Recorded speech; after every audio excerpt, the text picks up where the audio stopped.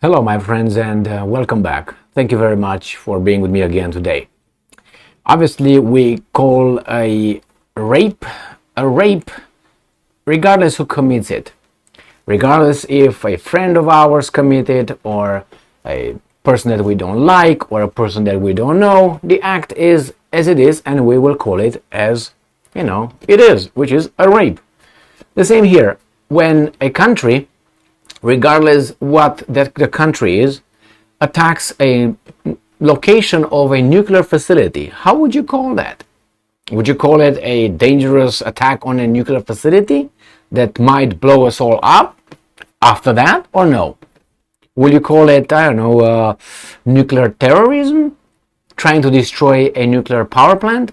I mean, they kept saying that Russians want to destroy the Zaporozhye nuclear power plant, which, incidentally, is under their control. But somehow they want to shoot themselves. But not Ukrainians. The Ukrainians don't want to destroy it. But now, the Ukrainians, not now, but in this article that I have right here, the Ukrainians attacked a city, a town, where the Russians have a nuclear power plant. How would you call that? With drones. Well, let's see. I would call it as Zakharova calls it. Russia says West is sponsoring nuclear terrorism, and quote, after Ukrainian drone strike. So this is from Reuters from today, July 14th, 2023. Here's Zakharova, very intelligent woman, I can tell you that. Watch and listen her speak. Don't take my word for that. Russia accused the West on Friday of sponsoring, and I'm quoting, nuclear terrorism, end quote, after authorities said a Ukrainian drone had struck the western Russian town of Kurchatov, where a nuclear power station similar to the ill-fated Chernobyl plant is located. Roman Starovoit, the government of Russia Kursk region, which borders Ukraine, said that Ukrainian drone had struck a residential apartment building in Kurchatov, a Soviet-era town built on the banks of a cooling pond for the Kursk nuclear power station, which is still in service. Even if it didn't hit the nuclear power station, it hit an apartment building, residential apartment building. How do you call that? And I'm quoting, a drone crashed in the town of Kurchatov overnight, end quote. Starovoit said on the Telegram messaging app, and I'm quoting, fortunately, none of the residents were injured. Critical facilities were not damaged as a result of the drone crash and its subsequent detonation.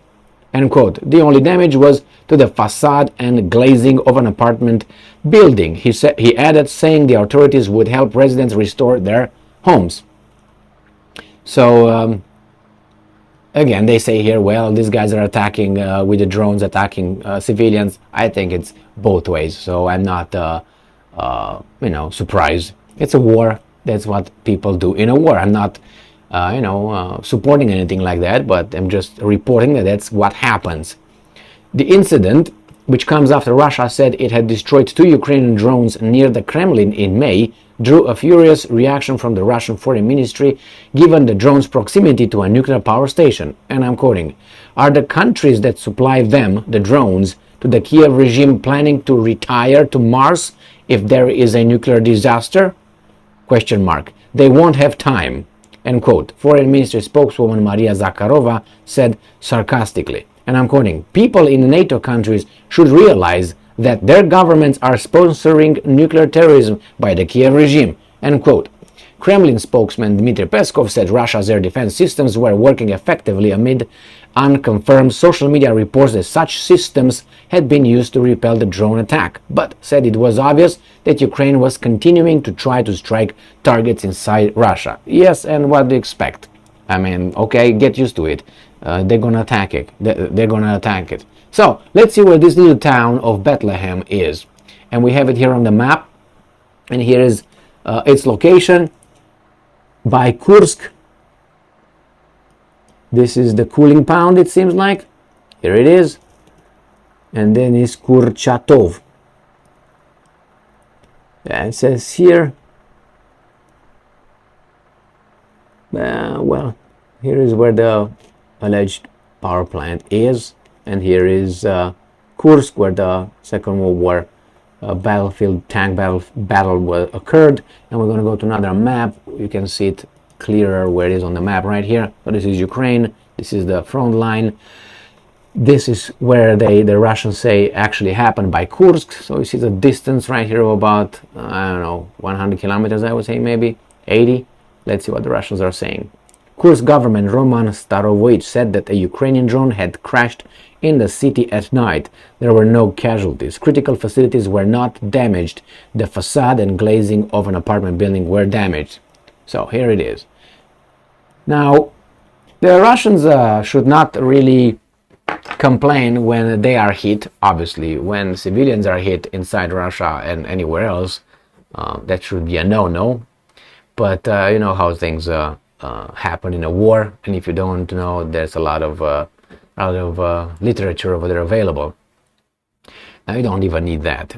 Maybe you've been in a fight sometime, and you realize that even if you start the fight in a legal way, if you're losing, you might, and you get cornered, you might use illegal tactics to get the hell out of the situation, or win or not lose. So imagine war where it's about life and death.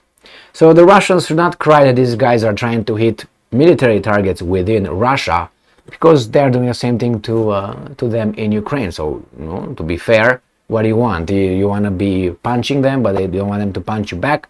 And the same. That's why when I hear the Americans crying that, hey, you know what, the Russians are doing this, but the Ukrainians are doing the same thing. The Russians are using cluster munition. Oh, this is a war crime. This is. But then you supply them and say, well, it's the right thing to defend themselves.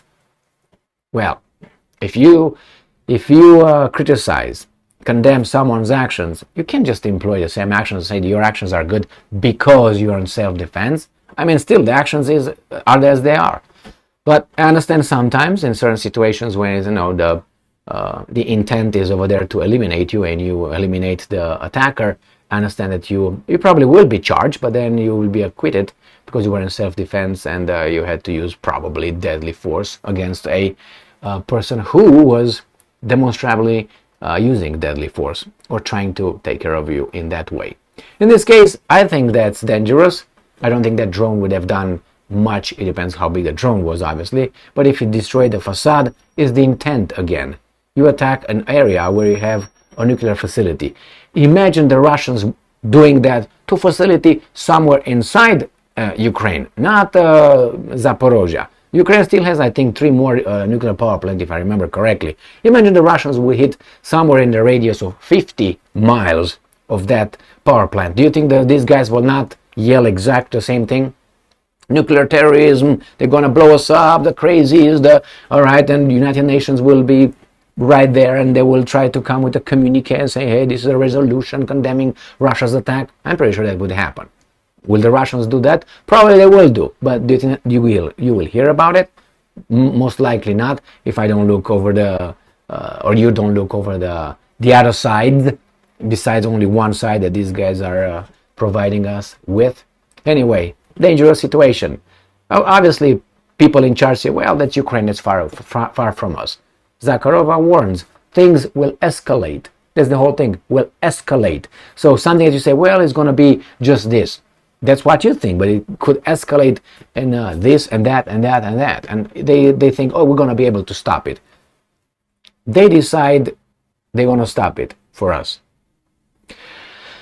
Thank you very much for being with me again today. Stay strong, stay smart, look for the truth, and be just.